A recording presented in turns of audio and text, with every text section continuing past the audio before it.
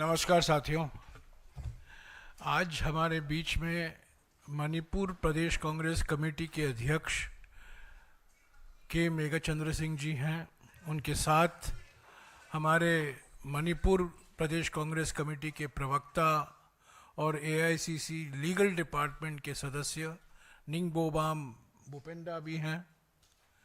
हमारे एआईसीसी प्रभारी मणिपुर और नागालैंड के जो अभी अभी मणिपुर से आए हैं गिरीश चुड़ानकर हैं। और पिछले कुछ दिनों में जो घटनाएं हुई हैं मणिपुर में, उसके बारे में मेघचंद्र जी आपको अवगत कराएंगे और उसके बाद गिरीश जी कुछ कहेंगे और तब मैं आपके सवाल लूँगा। तो पहले मैं मेघचंद्र जी से गुजारिश करूँगा कि आपको संबोधित करें।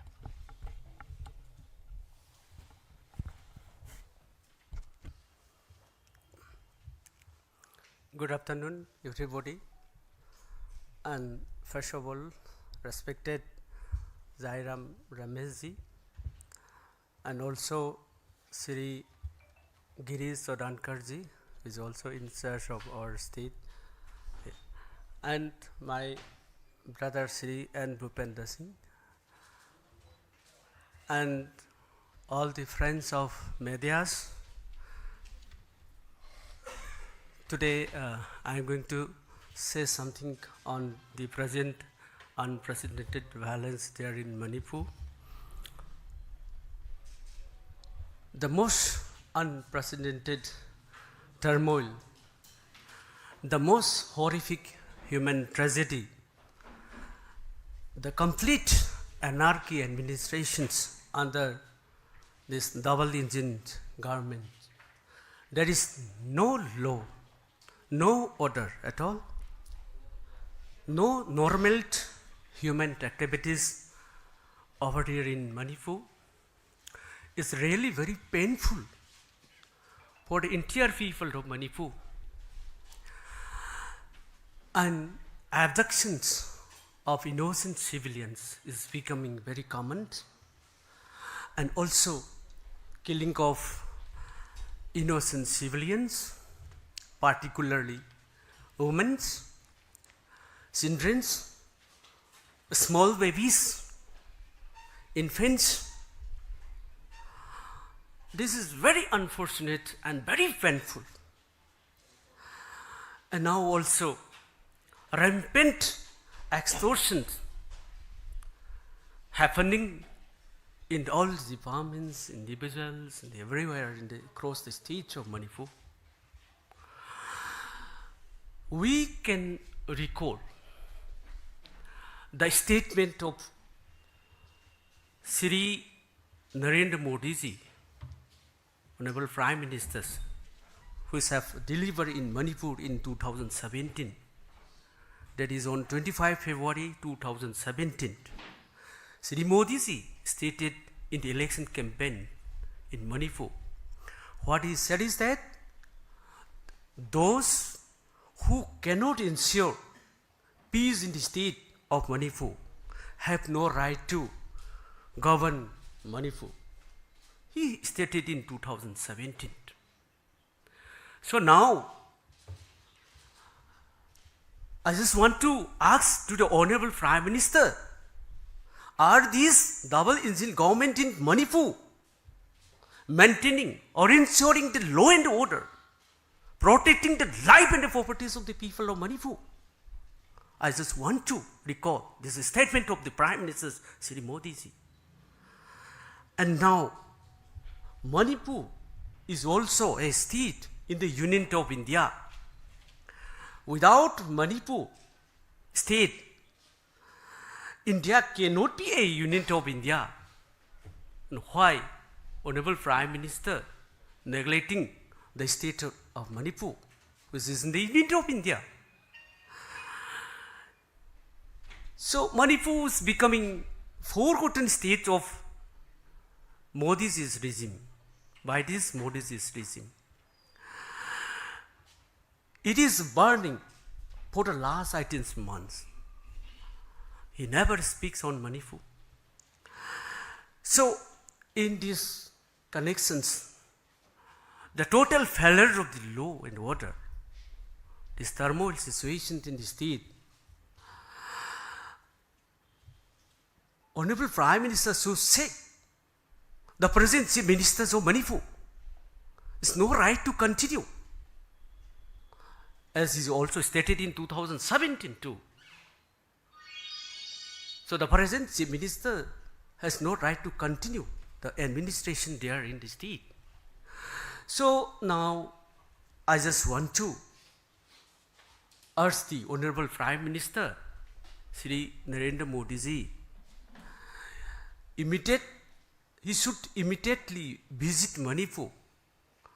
And if he has no time to visit Manipur, please give me the appointment.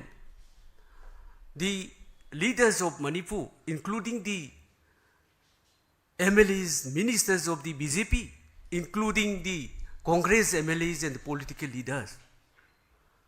So if he is given the appointment, we can come to Delhi and meet Honorable Prime Ministers if it doesn't have the time to come to Manipur. And also,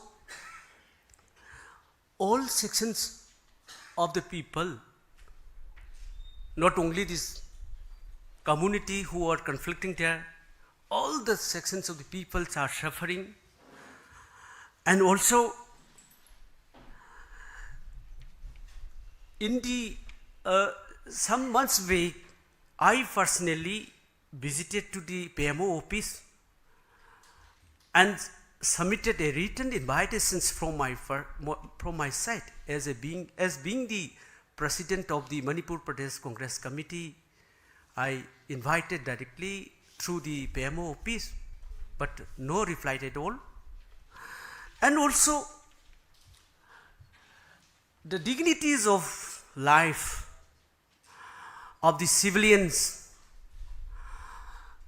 and politicians, political leaders, irrespective of all political leaders there, including the Congress, BJP is, every political party is no more there. So it is in fact, the violations of the provisions that we have in the Indian constitutions. Yeah, all these leaders of our state, Congress leaders, BJP leaders, everything under these double engines are under threat. We cannot say whatever we want to say in these democracies. We cannot express whatever we feel for the protection of life and properties of the people. So it's a very serious situation over here in Manipur. Yes, for expressing something through these national medias. Yes, Honorable Chief Ministers may attack me or even kill me, but he cannot kill the entire people of Manipur. This is what, from the corner of my heart, I am expressing. This situation is there. We are not sat there. See, the recent incidents in different places of Manipur, including the Jiribam incidents, women are not safe, daughters are not safe, sisters are not safe, babies are not safe. What to say? This in such a situation, really, this time, the frustrated people, angry mob, attacking to the politicians, to the leaders of different politicians, political parties, MLAs, ministers, including our Congress MLA Sri T.S. Lokeshwar Singh's residence. No, they are attacking like anything. Destructions had happened here. So it's because of these anarchy administrations by this double engine government there in the state. So it is very much, yes, it is very much serious in this matter. So these gross violations of human rights is happening over there. And lastly, I demand Prime Minister should visit Manipur. And also, Honorable Chief Minister Manipur should lead all the delegates of political parties, including opposition and ruling, and should take the appointment for meeting with the Prime Ministers of India and appeal urgent need of restoration of peace and harmony there in Manipur. Thank you.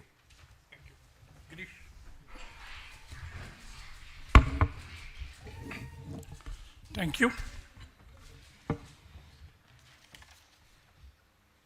The violence and unrest in Manipur are the tragic byproducts of the Modi-Biren double-engine Sarkar for last 18 months. Its apathy and inaction of this double-engine Sarkar has failed to protect the citizens over last 18 months. And now it is resulting in the frustration of the people. People are feeling helpless. The state has become headless. There is no leader in Manipur, neither from Delhi nor from the state, who can take out the state from this violence and unrest. The frustration is leading to abduction, killing, and atrocities all over the state. The people of Manipur have been suffering for the last 18 months in the ongoing unprecedented turmoil in the state. It is not only the indication of the complete failure of the double engine government under the Prime Minister Narendra Modi ji and Chief Minister Biren Singh ji, but it is also a humanitarian crisis in the history of humanity in the state and in the country. गए 18 महीने में इस turmoil के वजह से लगभग 300 lives, we have lost 300 lives in the state. Around 60,000 people are displaced, they have to leave their home, and around 50,000 people are still living in the relief camp in very unhygienic condition, which Rahul ji had visited last time. There has been the destruction of various religious sites, villages were razed, homes were burnt, and over and above, जो economic condition and social disruption जो हुआ मणिपुर में, उसका बहुत नुकसान मणिपुर को हुआ है. Inflation, the retail inflation has crossed 10%. You will not find any state where the retail inflation has crossed 10%. महंगाई बहुत बड़ी है. अगर आप कोई भी प्रोडक्ट्स देखेंगे, एसेंशियल कमोडिटीज देखेंगे, मेडिसिन देखेंगे, इसका शॉर्टेज भी है और उनका प्राइस भी बहुत बड़ा है. इसका इम्पैक्ट स्टूडेंट्स के ऊपर पड़ा. काफ़ी स्कूल्स काफ़ी समय के लिए बंद हुए, कॉलेजेस बंद हुए, एग्ज़ाम्स कैंसिल हुए, स्टूडेंट्स का स्कॉलरशिप नहीं मिली, अनएम्प्लॉयमेंट रेट बढ़ गया है, जॉब्स बहुत लॉस हो गए हैं, नेशनल हाईवेज ब्लॉकिंग, ये सब कुछ हमने 18 महीने में देखा और मणिपुर के लोगों ने ये सहा. People of Manipur has tolerated it, but now it has crossed all the boundaries. Peoples are revolting. People now are started attacking the politicians, including the opposition MLAs. One of our MLAs' house was burnt. So this is completely failure of our Prime Minister and the Chief Minister. Prime Minister did not find a single day to visit this state. Congress ने पूरे 18 महीने में पूरी कोशिश की ताकि peace can be restored in the state. Rahul ji ने 3 बार मणिपुर को विजिट कर दिया. जब ये संघर्ष वायलेंस स्टार्ट में हुआ, he has entered the state during that time. और उसके बाद भी राहुल जी 2 बार विजिट किया. हमारे राष्ट्रीय अध्यक्ष मल्लिकार्जुन खड़गे जी ने भी मणिपुर ने विजिट किया. हम तो काफ़ी जाते हैं. हमारी पूरी लीडरशिप ने ये इशू को उठाया. आपके माध्यम से, सोशल मीडिया के माध्यम से हमारी पूरी लीडरशिप ने उस इशू को उठाया ताकि हम कुछ कंट्रीब्यूट करें और थोड़ा पीस उधर ला सके. So whatever is possible from our side, we have done it during last 18 months. Now it is the time that Prime Minister Modi ji has to respond very quickly. इधर violence और ये इतना बढ़ गया है. Our party president, Mr. Meghachandra, who is himself is a MLA, innocent civilians को target करे, families को टारगेट करे, under the guidance of Honorable Chief Minister of Manipur. Our PCC president was physically assaulted, beaten up. He was kicked in presence of the Speaker of the Legislative Assembly. Can you imagine? An elected representative who is heading our party unit in Manipur. Various houses of various politicians were continuously attacked due to the frustration and manifestation of the inability of the double engine government. So we want and we appeal for the peace and harmony among the communities, as our PCC president has demanded. We are demanding it. Rahul ji has demanded it several times. The Prime Minister should visit and engage directly with the people of Manipur so that further destruction, further violence can be curtailed and peace can be restored. As a AICC in charge, I have traveled across the state. I've interacted with various communities and observed that the people of Manipur wants peace. Everyone wants peace in Manipur. And therefore strongly believe that we must honestly strive for bringing peace in the state. Congress party always believes in peace. और हम पूरी ताकत से prime minister से मांग करी है, कम से कम एक बार वो विजिट करे, इशू को समझे, लोगों को विश्वास में ले ले और ये इशू परमानेंटली इसको रिजॉल्व करे. धन्यवाद. शुक्रिया मेघाचंद्र जी और गिरीश चुंडाकर जी. मैं ज़्यादा और कुछ नहीं कहूँगा, सिर्फ जो मुख्य बातें हैं मैं दोहराऊंगा. पहली बात तो ये है कि 3 मई 2023 से मणिपुर जल रहा है और प्रधानमंत्री दुनिया के अलग अलग देशों में जाते हैं, प्रवचन देते हैं, पर मणिपुर जाने के लिए उन्होंने समय नहीं निकाला है. ये बड़ी अजीब सी बात है और मैं समझता हूँ भारत के इतिहास में पहली बार है एक राज्य में इतना संकट है, दर्द है, पीड़ा है और प्रधानमंत्री वहाँ नहीं गए हों. तो हमारी पहली मांग तो ये है, हम मांग करते आ रहे हैं कि प्रधानमंत्री समय निकालें और जल्द से जल्द हो सके पार्लियामेंट के सत्र के शुरुआत के पहले 25 नवंबर के पहले जल्द से जल्द 1-2 दिन के लिए मणिपुर जाएं, मणिपुर के राजनीतिक दलों से मिले, नेताओं से मिले, सामाजिक संस्थाओं से मिले, रिलीफ कैंप में जाएं जहां 60,000 लोग से भी ज़्यादा आज रिलीफ कैंप में हैं। तो ये हमारी पहली मांग है।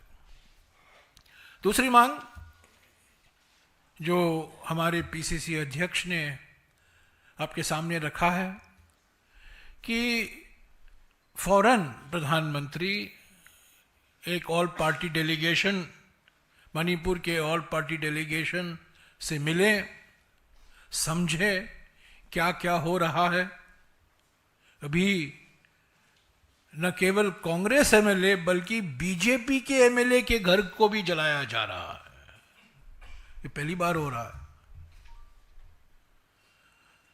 तो ये हमारी दूसरी मांग है कि एक सर्वदलीय बैठक बुलाई जाए, मणिपुर के नेताओं के साथ, राष्ट्रीय पार्टी हैं उनके नेताओं के साथ।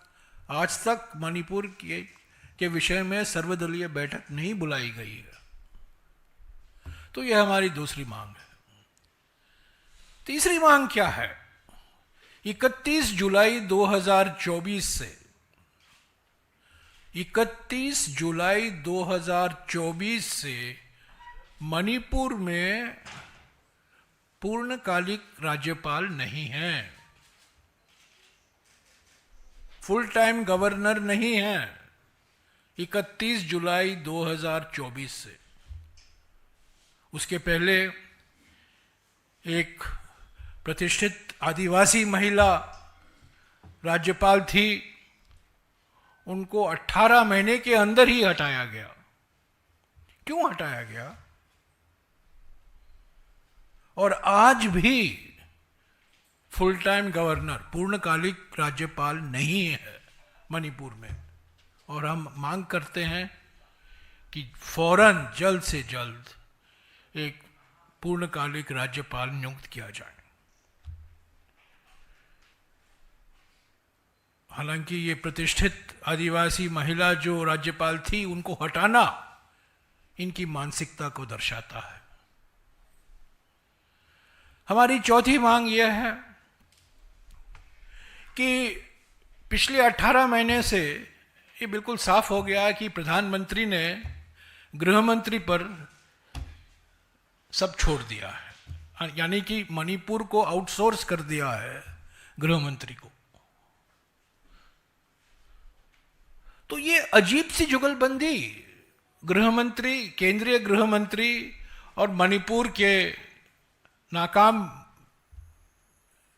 मुख्यमंत्री, इनके बीच में जुगलबंदी क्या है?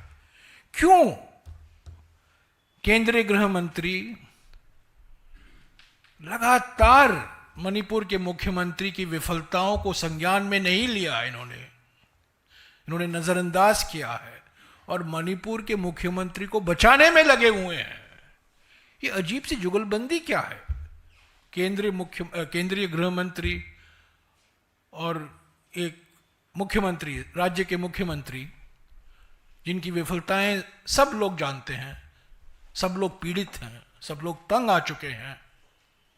उन्हीं के पार्टी के कई विधायक इस्तीफा देने के लिए तैयार हैं, पर केंद्रीय गृह मंत्री उनको बचाने में लगे हुए हैं। ये क्यों? ये अजीब सी जुगलबंदी क्यों? इसके पीछे राज क्या है? क्यों खिसखिसा रहे हैं? क्यों पीछे हट रहे हैं गृह मंत्री मुख्यमंत्री को हटाने में? और पांचवी मांग हमारी जो ये है, और ये बार बार उठते रहता है मणिपुर के संदर्भ में, अगर बीजेपी सरकार, अगर प्रधानमंत्री, गृह मंत्री ईमानदारी से ड्रग माफिया के खिलाफ लड़ाई लड़ना चाहते हैं, तो सारे जो केस लंबित हैं हाईकोर्ट में, उन पर कार्रवाई क्यों नहीं कराते? उन पर जो आगे कदम लेना है, अपील करना है, इन्वेस्टिगेट करना है, जो एफआईआर दर्ज हुआ है, अगर आप ईमानदारी से ड्रग माफिया के खिलाफ सख्त से सख्त कार्रवाई करना चाहते हैं, तो ये लंबित केस है अदालतों में, उन पर कार्रवाई कीजिए, एनआईए का इस्तेमाल कीजिए। जांच संस्थाएं आपके हाथ में हैं, जो कार्रवाई करनी है कीजिए। क्यों आप इस पर कार्रवाई नहीं कर रहे हैं? कौन किसको संरक्षण दे रहा है, कौन किसको फायदा पहुंचा रहा है, ये सब सवाल उठते हैं। पर अभी जो इमीडिएट प्राथमिकता है, जैसा कि हमारे पीसीसी अध्यक्ष और हमारे प्रभारी ने कहा है, प्रधानमंत्री को तुरंत मणिपुर जाना चाहिए, तुरंत सर्वदलीय बैठक बुलानी चाहिए मणिपुर के पार्टियों के साथ, नेताओं के साथ, राष्ट्रीय पार्टी, राष्ट्रीय नेताओं के साथ, संसद के में नेताओं के साथ। और जिस तरीके से कई महीने पहले सुप्रीम कोर्ट ने ये कहा था कि मणिपुर में सारी जो संवैधानिक तंत्र है, कॉन्स्टिट्यूशनल मशीनरी है, वो टूट चुका है,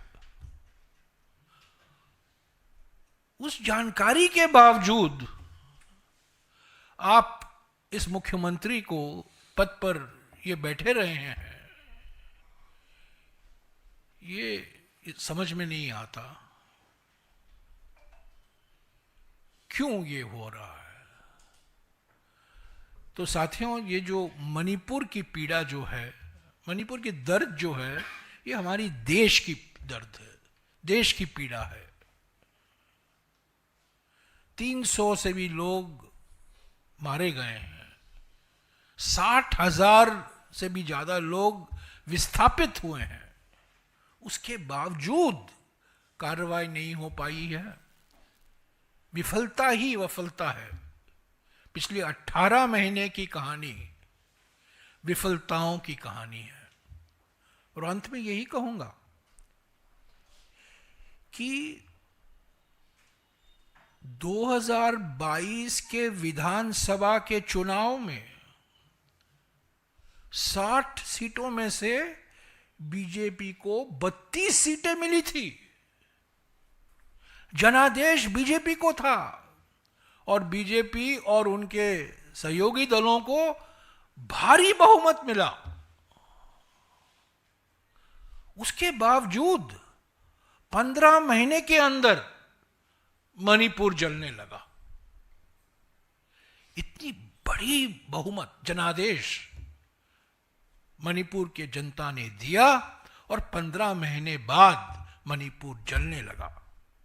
डबल इंजन सरकार विफल हो गई, डबल इंजन सरकार डिरेल हो गई और प्रधानमंत्री ने तो दिखाई नहीं दिए उन्होंने।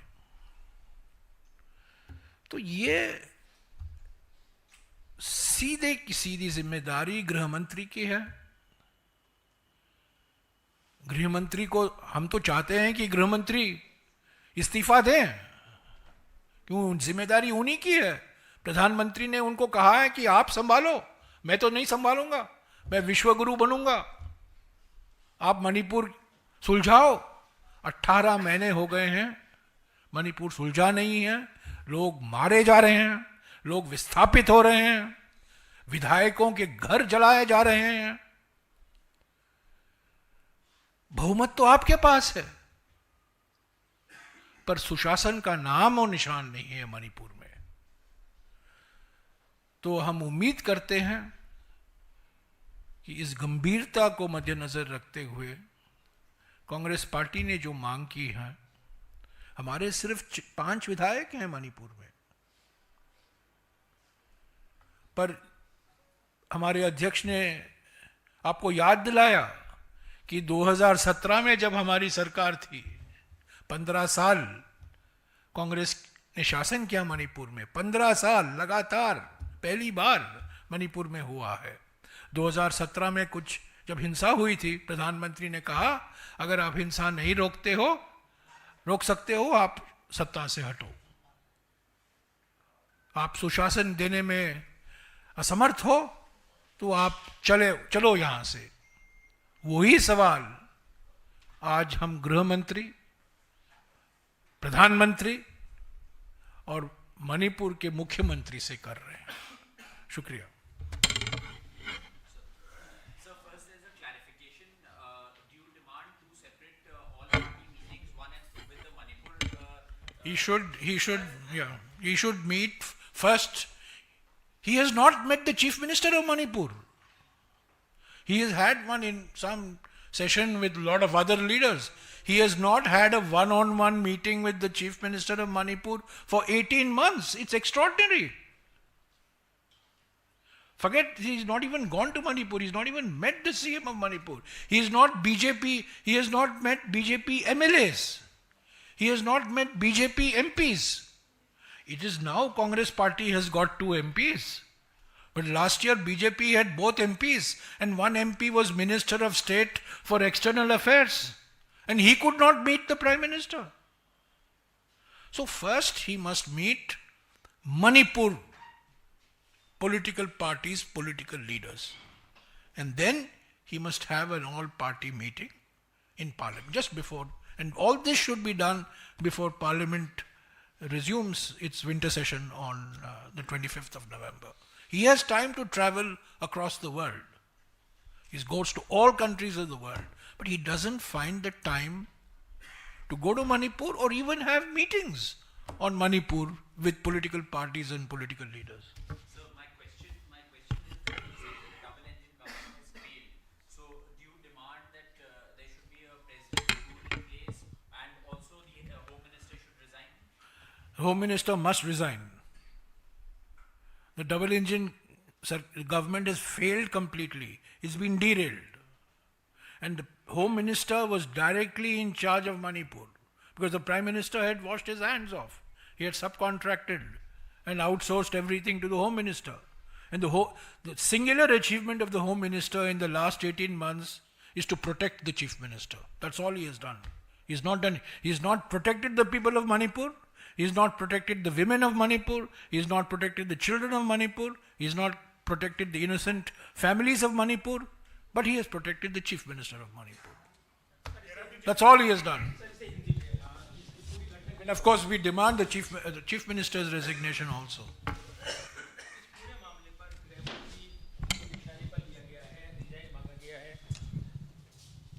मणिपुर में पिछले दिनों से जो कुछ घटनाक्रम हुआ है, इसके लिए जवाबदेही केंद्र सरकार की आप बता रहे हैं। गृह मंत्री से इस्तीफे की मांग हो रही है। क्या ये पूरा माहौल राष्ट्रपति शासन के लिए फिट देखते हैं आप मणिपुर में इस वक्त? राष्ट्रपति धारा 355 तो लगाया गया है। हकीकत क्या है? कौन चला रहा है मणिपुर?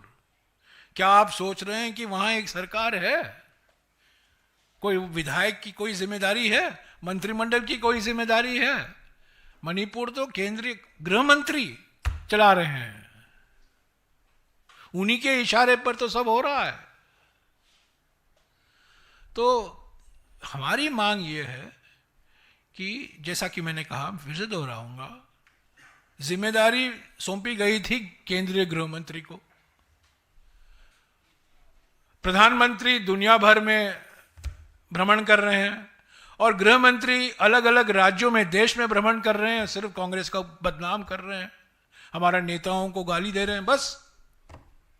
और मणिपुर के मुख्यमंत्री को उन्होंने सुरक्षित रखा है। उनके खिलाफ कोई कार्रवाई नहीं करेंगे। ड्रग माफिया के खिलाफ कोई कार्रवाई नहीं होगी। जो केस है, जो लंबित हैं, उनको आगे नहीं लिया जा रहा है। तो ये राष्ट्रपति शासन लागू होगा कि नहीं, वो अलग बात है। वो केंद्र सरकार निर्णय लेगी।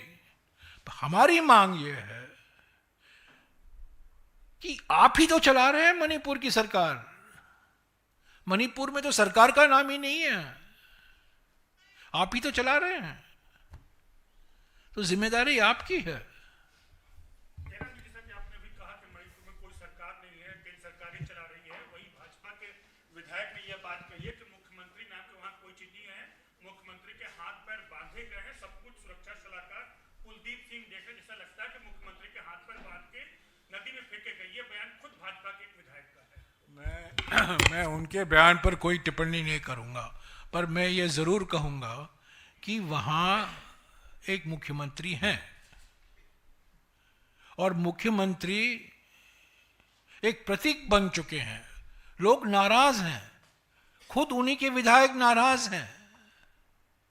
मणिपुर के हर वर्ग, समाज के हर वर्ग के लोग उनसे नाराज हैं। जब उनके दामाद का घर जलाया जा रहा है, खुद उन्हीं के दामाद का घर जलाया जा रहा है, बीजेपी के विधायकों के घर जलाए जा रहे हैं। हमारे तो विधायकों के जलाए जा रहे हैं, वो ठीक, वो समझ सकते हैं कि वो ठीक है, वो राजनीतिक विरोधी हैं हम, पर खुद जो बीजेपी के विधायक हैं उनके घर जलाए जा रहे हैं। और आपने देखा होगा आज एक घटक दल, उन्होंने एक बयान दिया है, नेशनल पीपल्स पार्टी ने बयान दिया है कि हम सरकार को समर्थन देंगे अगर मुख्यमंत्री को आप बदलेंगे। वो अपनी वो एनडीए का मामला है, मैं उसमें नहीं जाऊंगा, पर सब लोग मानते हैं, अगर आप मणिपुर से अवगत हैं, अभी आप मणिपुर के बारे में कुछ जानते हैं, सब लोग कहते हैं कि ये मुख्यमंत्री विफल हो गए हैं। और ये मणिपुर में जो हो रहा है, क्योंकि वो वहां मुख्यमंत्री हैं, वो विफल हुए हैं। ठीक है, सुरक्षा बल है, केंद्र से सीआरपीएफ वहाँ भेजे गए हैं, सेना भी है वहाँ, असम राइफल्स भी है, ये सब केंद्रीय दल हैं, ये बात सही है।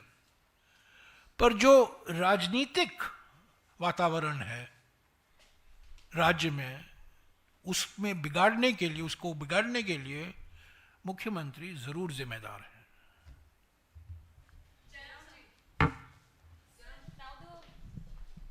You have also mentioned about NPP. Now the voices are coming up from the NDA side as well. Would you like to demand that there should be a floor test as well? And if so, then are you in contact with the other leaders of other regional parties in the state of Manipur, as they are also demanding that the chief minister needs to be changed by the BJP? So in fact, at the present stage, there is no political move from our side, but due to this present failure, this NPP has already withdrawn, and so regarding this, they are also demanding to sack these ministers, and also this due to this present turmoil situation, I think this move has come. So for us, our stint of the party is to bring the normalcy over there in the state only. There is no political move. Thank you. We have only 5 MLAs in a house of 60. So whether we demand a floor test or not is immaterial. We are not in touch with any political party. As our PCC president has said, our objective has been to go to the people. Our objective has been to put pressure on the central government consistently. Over the last 18 months, Mr. Rahul Gandhi has been to Manipur 3 times. Prime Minister has not been there even once. I think Home Minister has gone only once or twice. One is for the election. Yeah, one was of course for an election campaign, but after May 3rd, he has been there once.